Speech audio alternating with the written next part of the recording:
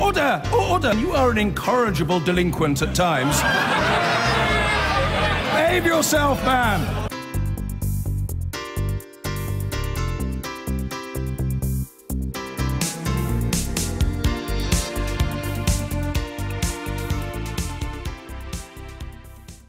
Well, the Lib Dem leadership race wasn't exactly a brutal, bloody battle royale. Sir Vince Cable was the first, last and, in fact, only man standing. He was crowned party leader earlier this week and now faces the challenge of making the Lib Dems relevant again in the new age of two-party politics. Sir Vince joins me now in the studio. Very good morning to you and congratulations on taking the job. Thank you.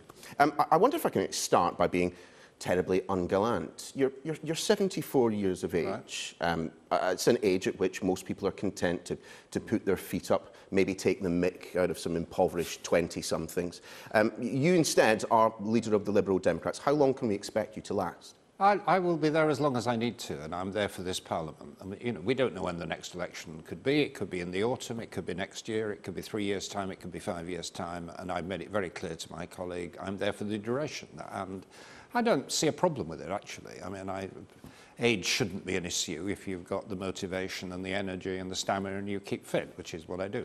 Well, you often talk of Gladstone as being something of an inspiration to you, so should we expect to see you fighting elections when you're in your mid-80s? It's unlikely, but I'm simply making the point that, well, whether it's him or Churchill in the past, and of course a lot of current leaders, I wouldn't necessarily regard Jeremy Corbyn and Trump as my role models, but, you know, they're my generation. And I think if you've got the right approach, and as I say, if you've got the energy and the stamina, you can do it. And as I say, I go to some effort to keep fit.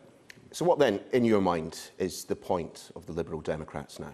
Well, the point is massive, really. I mean, there's an enormous gulf in British politics at the moment. The whole of the so-called centre ground has just been vacated. You've got these extreme ideologues in the Tory party, you know, extreme Brexit, and in a very harsh way. And on the other hand, you've got the hard left taking over the Labour Party. The last few days, you see they're moving even against middle-of-the-road, Brownite type Labour people like Tom Watson. So a vast area in between. And if we're doing our job, we should be appealing to the millions of British people who want moderate, common sense, middle-of-the-road politics. So that's our role. But very specifically, economic competence, where has it gone? It's no longer valued as it was until recently to have leaders who cared about good economic performance, which is actually what funds the health service and schools. And that's my background. And I want to maximise the opportunities for being in that political space. But we just had an opportunity to test that, the attraction of that political space. I mean, the general election that's just gone, 12 MPs in total, Liberal Democrats. It doesn't look like many people are up for moving to the centre ground, at least not the centre ground as identified by yourself. The last election was good in some ways, bad in others. We've significantly increased our number of MPs. They're more diverse. We missed another few seats by a handful of votes. But you're quite right that in terms of the basic vote share, we didn't do as well as we should have done. That opportunity is still there. I wasn't in Parliament when all of this happened. I was doing other things. I've now come back fresh, refreshed. And I really think that political opportunity is massive. And I think the reason why we perhaps didn't do as well as we should have done was that the people, in a way, had parked the issue of Brexit.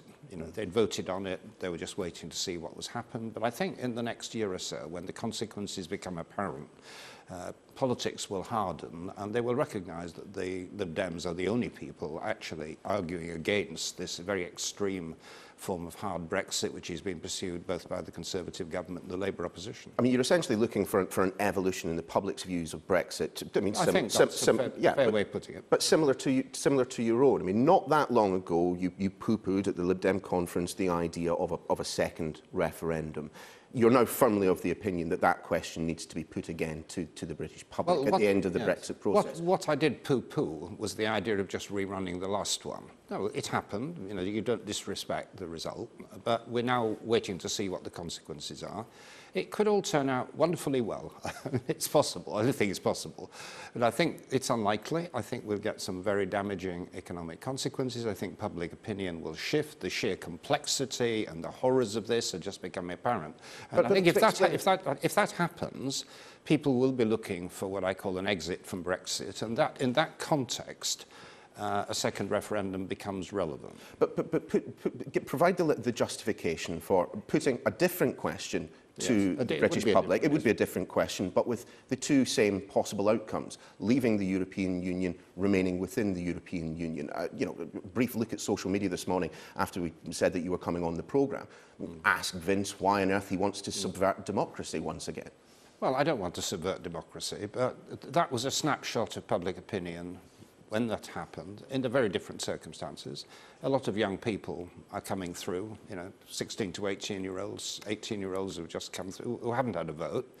The context, I don't think many of the people who voted to leave, well, I'm sure many of them thought it through, but some certainly didn't vote to be poorer. But and if it becomes clear that that is the consequence... You haven't as yet convinced the British public that a second referendum, a second question, is necessary. You haven't convinced them that, given that both of the outcomes are exactly the same as when we voted back in 2016, that this is actually on the deal itself. I mean, how do you get to that stage? Are you just waiting for the negotiations between the UK and the EU to collapse? No, I think the way you've put it, which is about what we do in the waiting period, is absolutely the right way. At the moment, there is no appetite for this.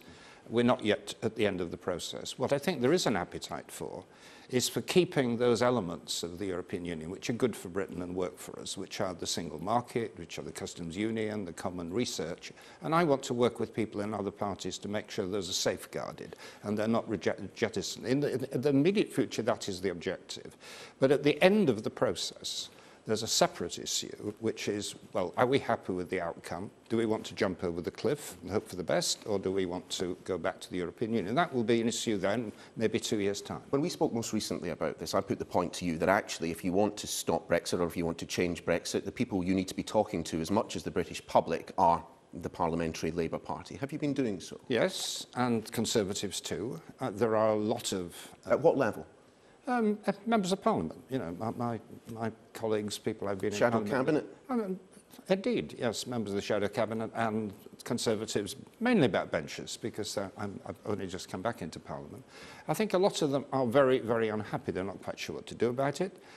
I think 50 Labour MPs rebelled a couple of weeks ago. It was quite brave of them, but I think they're going to have to stick at that, and a lot more are in the same position. They are being intimidated. They're being told to toe the line or else. There are lots of Conservatives, and perhaps even more the business people, who are deeply, deeply unhappy. And I suspect that before long, a lot of the Conservatives who see this ending in disaster are going to resurface. And I want to talk to them. I mean, I think it's not a narrow party issue, this. There is a very broad movement now beginning to coalesce in the centre of British politics. Moving away just from Brexit for a moment, where is the radicalism that always existed within the Liberal Democrats, at times perhaps on the fringes? I mean, it seems that the two things that being in government have robbed the Liberal Democrats of are parliamentary representation and bold, forward-thinking, blue sky policy.